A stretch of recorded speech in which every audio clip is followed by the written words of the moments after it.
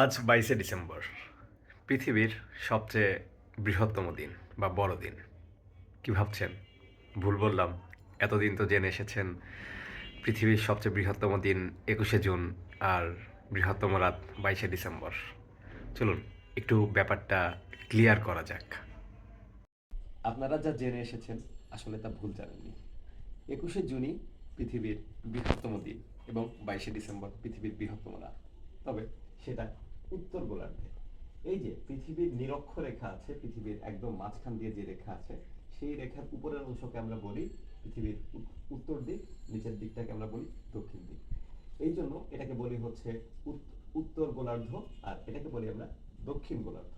তো পৃথিবীর উত্তর গোলার্ধে, এই গোলার্ধে যে দেশগুলো আছে সেই দেশগুলোতে ডিসেম্বর, জানুয়ারি, ফেব্রুয়ারি এই সময়টা সাধারণত শীতকাল থাকে। আর পৃথিবীর এই নিরক্ষরেখার নিচে যে দেশগুলো আছে, অস্ট্রেলিয়া, তারপরে আর্জেন্টিনা, ব্রাজিল, এদিকে দক্ষিণ আফ্রিকা, এই দেশগুলোতে সাধারণত জুন, জুলাই, অগাস্ট এই সময়টাতে শীতকাল থাকে।